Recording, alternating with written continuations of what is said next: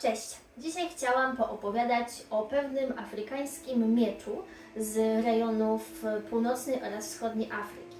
To jest tak zwana kaskara. Była popularna w Sudanie, Erytrei i Czadzie. W takiej postaci, jakiej jest obecnie, powstała około XVI wieku, ale jej prototyp czy coś podobnego do niej mogło już istnieć w wieku XIV. Jest to jednoręczny, długi, prosty miecz stworzony do walki.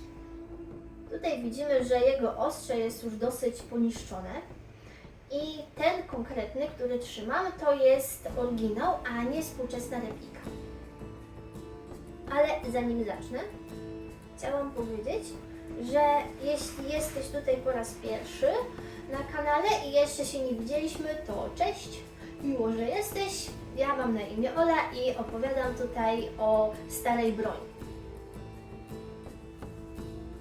Ostrze jest proste i obosieczne, co oznacza, że jest zaostrzone po każdej stronie i sprężyste.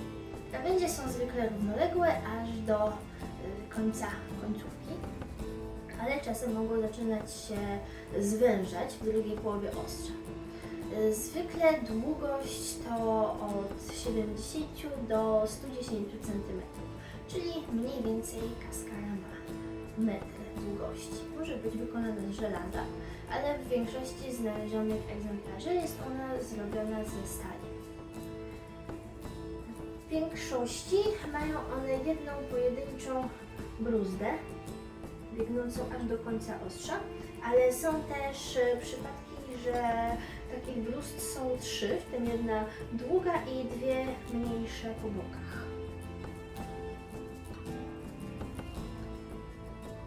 Na ostrzu potrafią mieć różnego rodzaju dekoracyjne wzory.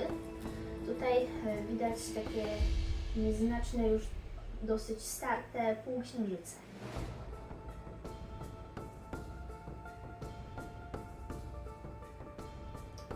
Prosty metalowy jelec, przypominający krzyż. Takie wypustki, to się po angielsku nazywa lange, po polsku to są chyba wąsy. Oprócz wartości wizualnej, stabilizują one miecz w pochwie, ponieważ tu na pokłuciu są specjalne też takie wyżłobienia na te wąsy. Oprócz tego pełnią one funkcję łapacza ostrzy, ponieważ jeśli ostrze przeciwnika ześlizgnie się po Twoim mieczu, to nie dostaniesz nim w rękę, tylko zaklinuje się w tej oto przestrzeni. Kaskara ma też prosty, wykonany z drewna uchwyt, okrągły, owinięty najczęściej w skórę. Może to być krokodyl, jaszczurka albo coś w tym stylu. Czasami te uchwyty też bywają zdobione. Jak widać, jest to miecz jednoręczny. Ledwo co mieści mi się jedna dłoń w tej przestrzeni. Przy okazji Arabowie mieli w dawnych czasach bardzo małe dłonie, ponieważ te wszystkie stare miecze mają niewiele miejsca na rękojeści. Dalej. Na końcu jest głowica w formie okrągłej płytki, też najczęściej owinięta skórą. Głowica mogła również pełnić funkcję bojową, ponieważ można było równie dobrze przyłożyć drugim końcem miecza przeciwnikowi. Oprócz tego, żeby nie było za łatwo, tutaj jeszcze przy głowicy bardzo często przywiązany był tak zwany tradycyjny sudański frędzel. Pod taką nazwą to znalazłam w internecie. Jeśli chcecie wiedzieć, jak wygląda tradycyjny sudański frędzel, to właśnie w ten sposób.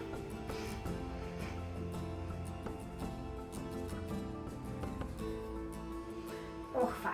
Jest ona bardzo delikatna, bardzo leciutka, wykonana ze skóry, tylko z metalowymi okuciami z cienkiej blachy, prawdopodobnie miedzianej.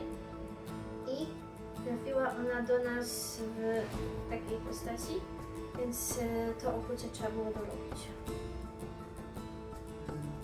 Jak widzicie tutaj, jak się gdzieś wyświetla przybliżenie, na skórze pochwy są widoczne bardzo wyraźne przetarcia w miejscach, gdzie stykała się ona, gdzie ona tarła na przykład o jakieś elementy odzieży.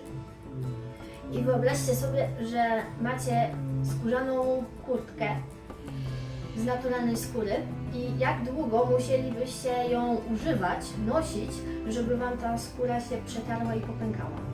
Więc ta konkretna kaskara jest naprawdę bardzo mocno wyeksploatowana. Nie leżała ona w jakimś muzeum czy na strychu od momentu swojej produkcji, tylko właśnie była noszona i prawdopodobnie używana.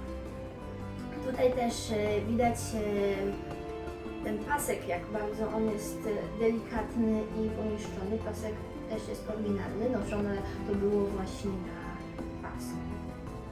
A kółko jest metalowe.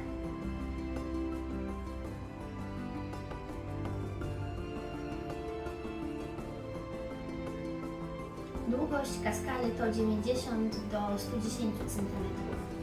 Oprócz tego cechą charakterystyczną typową dla kaskar jest taki właśnie kształt pochwy z rozszerzeniem w dolnej jej części i szpiczastym końcem, nadający jej kształt podobny do liścia. Walka na długie miecze nam w Europie kojarzy się głównie z czasami średniowiecza. Potem wraz z zakończeniem się średniowiecza przestawiliśmy się na szable, szpady, rapiery i tak aż do powstania broni palnej. Natomiast jeśli chodzi o kaskarę, to pod koniec jeszcze XIX wieku rozegrała się bitwa pod Galabat, a dokładnie w 1889 i była ostatnią wielką bitwą, w której kaskara była główną bronią wojenną.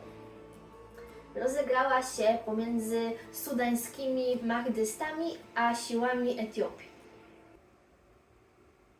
Przez swój bardzo europejski wygląd, budowę jelca, kształt, ten miecz był często mylony z mieczem templariuszy i czasami też można go napotkać w internecie pod taką nazwą.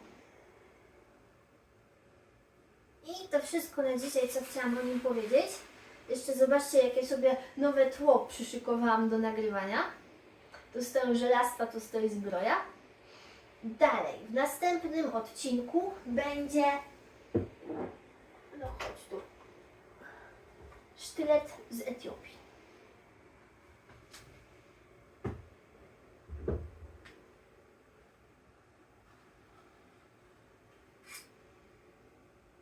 Czy on jest ciekawy? Czy jest o czym nagrywać?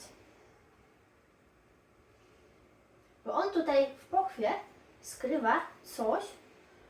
Nie wiem, czy Was to zainteresuje, czy to będzie ciekawe, ale powiem o tym, co tam się znajduje oprócz tego sztyletu w następnym odcinku. Do zobaczenia. Zostaw lajka, zostaw suba.